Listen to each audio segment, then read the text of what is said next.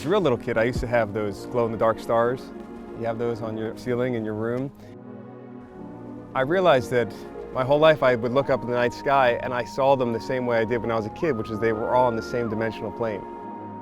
It got me thinking about the first time that I had the opportunity to smoke cannabis out deep in the woods. And I was on the Appalachian Trail in Georgia at the top of Blood Mountain. And I remember in one moment, the whole night sky went from being closed to completely being open.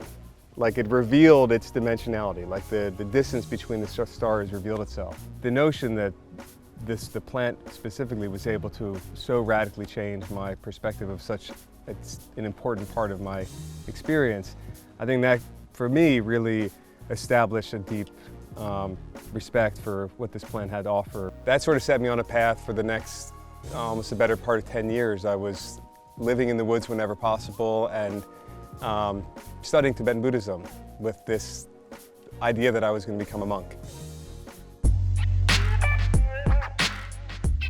Having moved from Colorado to California, I mean, I was really introduced to the whole medical cannabis community, both from direct experience from friends who were in remission from cancers to family members with Crohn's and colitis, and just people that were accessing a lot of benefit through the plant. So when I started to hear and have these dialogues around cannabis and extractions and oils, and all of a sudden the simple realization was that there's something here perhaps for the sexual experience. There was that initial aha moment of, can we take a refined cannabis concentrate and put it in a good substrate oil that's healthy for feminine hygiene, like coconut oil, and apply it as you would a lubricant, and there would be absorption into the body. That's what got Foria started. Foria is a cannabis-infused sensual enhancement oil. I believe Foria kind of elongates certain sensations, finding that peaceful quietness where you actually shut your mind off, because everything is focused on your body and your feelings, and it's like you're able to be free and let go and experience everything.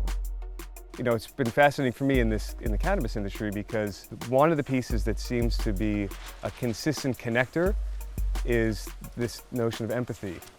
And it doesn't matter your politics, your religion, your theology, your socioeconomic position, none of that matters. I mean, if you're seeing someone else in discomfort or someone else's child, the immediate response as a human being is to what can I do to help?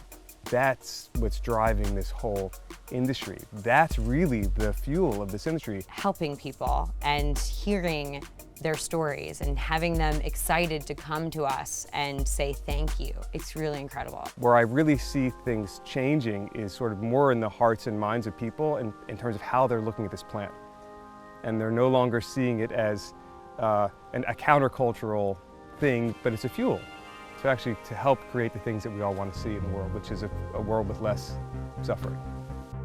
Foria has opened up a new conversation for women. I find women being able to communicate better with themselves, with their partners, and with each other. The taboo starts to dissipate, and we have more conscious, mindful women who know that they deserve pleasure and are learning how to communicate to get it. Coming full circle and looking at my personal journey of sort of the traditional entering into the woods, I think there was a repositioning of values that happened for me.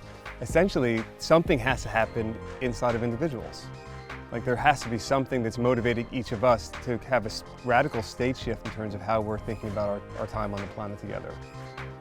All of a sudden, this plant, which is a consciousness shifting plant that's emerging and spreading through this entire culture. I don't know, maybe this plant is our best hope yet.